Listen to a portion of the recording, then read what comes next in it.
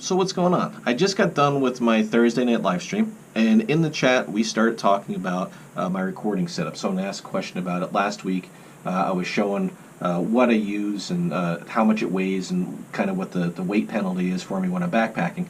And someone had asked about the audio because I use my GoPro Hero 5 as my main camera. The audio on the GoPro Hero 5 is notoriously bad, especially when it's in the gimbal, in the Karma Grip, just because of the way that the microphone is set up and the door's got to be off, and it creates this real hollow sound. So I was talking about how I use a second source audio capture. I use my Tascam DR5 little portable recorder, and I use a lapel microphone, an external mic. So I figured what I'd do is I would show you how I go about doing this, and I'll actually even show you the editing portion on my computer. So one of the main things that you want to keep in mind is when you're doing any kind of second source audio, you want to go into the settings once your recorder fires up and make sure that you're recording in wave format. So I'm going to go into my record settings. I don't know if you can see that right there, record settings, and then you'll see format. Right, maybe what I'll do is I'll take a picture of that to show you. So format, and then I'm using 24-bit wave, and you can change that. One of the options is 16-bit wave, there's 24-bit wave, there's MP3, a couple different settings for MP3. Now MP3, a lot of people almost immediately think MP3 is the way to go because it's what you're used to hearing about. But MP3 files have really bad timing index, so they drift. So if you've got a clip that's even 2 minutes long, maybe even just a minute long, the MP3 audio file may be longer or shorter than that, and there's really no rhyme or reason to it. So your audio won't sync up. Wave is much more closely related to what MP4 uses, the video portion for the audio. So it matches up much better, and you have way less of a instance of it losing sync. It will happen every once in a while, but it's minute, and it's on very, very long recordings. So I'm going to set that to the wave 24-bit, and then I'm going to hook up my external microphone.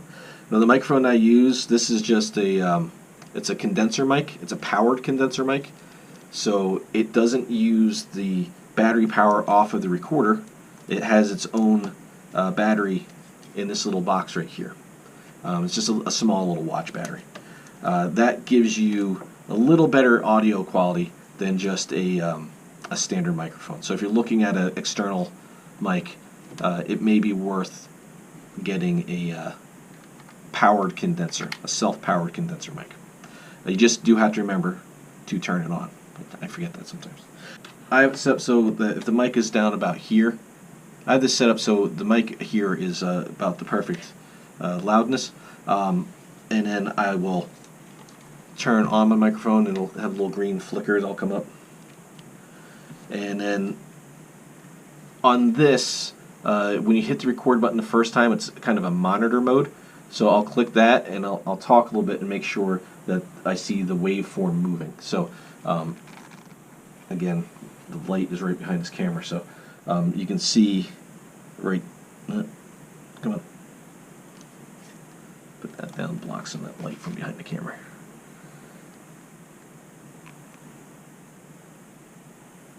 Or I won't. So you can kind of see that it's moving, right? So I got audio. So now I'll hit record for the second time. It is now recording. I'm recording the audio track. I'll then power up my gimbal and my camera, which is nice about the Karma Grip is it activates the camera, does all the work for me. Now I usually have this on an extension pole so I can hold it away from me a little bit, but I don't need to do that here. So a couple of the benefits of using the second source audio is this has the wind muff on here, so it doesn't get any wind noise, and you don't get any of the sound from handling your camera or your extension pole. And if you record it from a camera on extension pole, you know that just changing your grip slightly on the grip transfers through into the camera, and you hear that through there. So when you have the external microphone, you don't pick any of that up. So now I'm going to hit record. Now the next step that you want to do is you want to give yourself a spot to sync up to that's easy. So a lot of times what I'll do is I'll just I'll say check check check 1 2 3 4, or I'll something like that. That gives me a definite waveform, and you'll see that when you go into editing.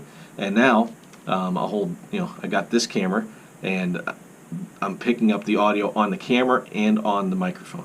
So that's important because I'm going to use the audio that's coming off this camera to help sync up what's coming off of the audio recorder.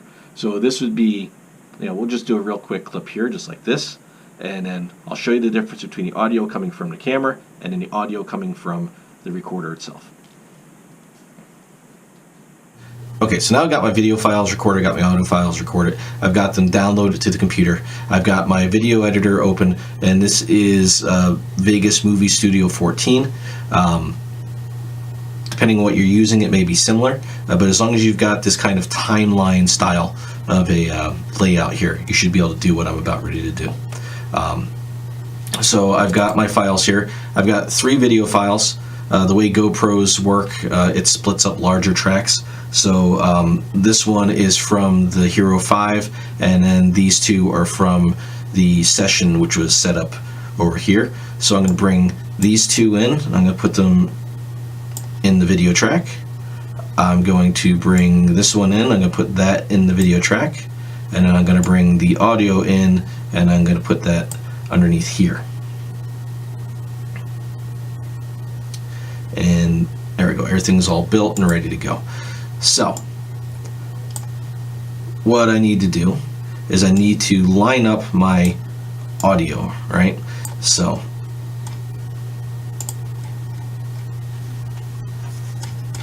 this is, so I'll show you real quick. This is the audio coming from the session. Transfers through into the camera, and you hear that through there. So when you have the external microphone, you don't pick any of that up. See, that's not so bad.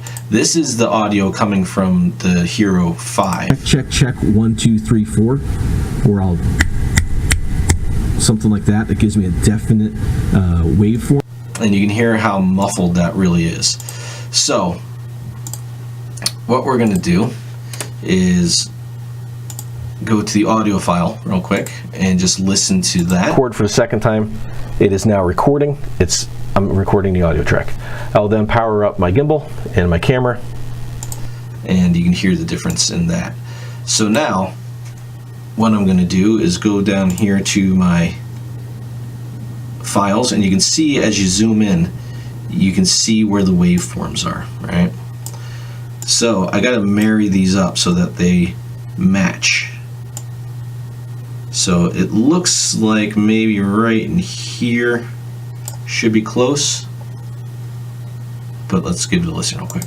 Activates the camera, does all the work for me. Nope.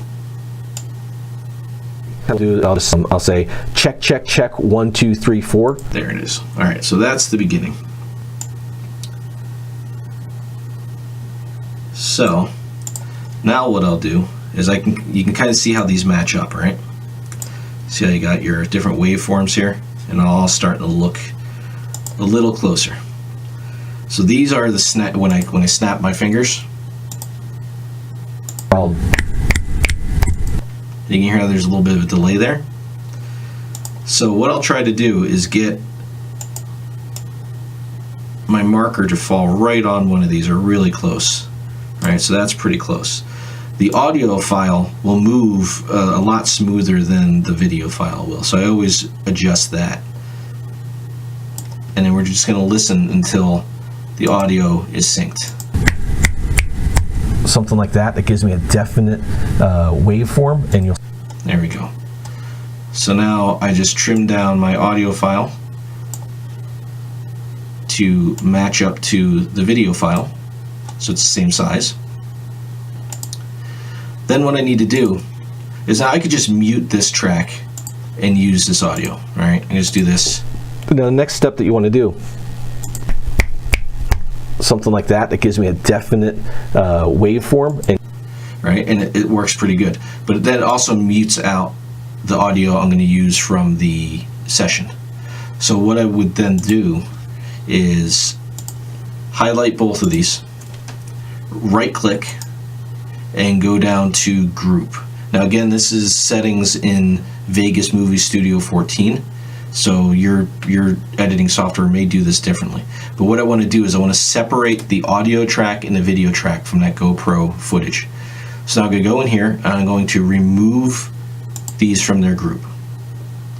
Alright, and I want to make sure that down here what they call auto ripple, which allows, if that's on and I move any file ahead of this one, it will keep them locked together. But if I turn off auto ripple, that doesn't happen, right?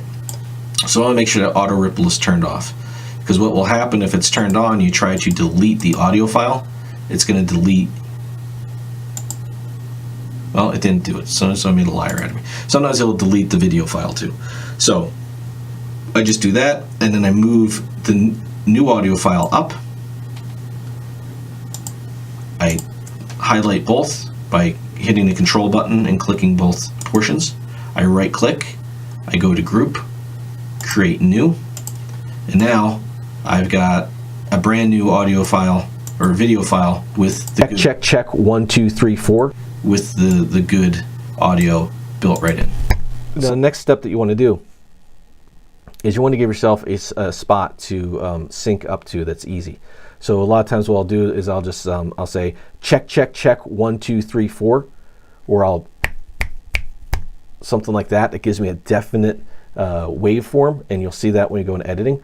And now I'll hold, I got this camera and I'm picking up the audio on the camera and on the microphone. So that's important because I'm going to use the audio that's coming off this camera to help sync up what's coming off of the audio recorder. So this would be, we'll just do a real quick clip here, just like this, and then I'll show you the difference between the audio coming from the camera and then the audio coming from the recorder itself. So that's how I do the second audio source with the GoPro. Now when I've got a bunch of clips, it does take a little bit longer to get everything edited, but I think that the better audio is well worth the few minutes spent syncing that audio back up. And as long as I remember to do some kind of like what they call a clapboard, right? In the movies you always see them, they go tsh, and then it gives you your a good start point. It's more for that visual action that you see move, and then that sound gives you a real crisp point in your waveform to measure or to marry up your audio from one sound source to another. So that's why I like to do something like the snap fingers, or I'll just say check 1 2 3 4. It's pretty easy to sync everything up as long as you know where you're starting from. So I hope this helped you out if you're doing any kind of second source audio or even on any kind of video editing. So if you have any other questions about video editing, something that you want to see done, or if you have questions about it, let me know. I can do videos on these as well. It's not outdoor stuff, but the video editing is just as important to the video as going out and recording the outdoor stuff. So yeah, just let me know in the comments if there's something that you want to see shown, and I'll do a video for it. Thanks for watching, and I'll see you in the next. Pick up the audio from a secondary audio source.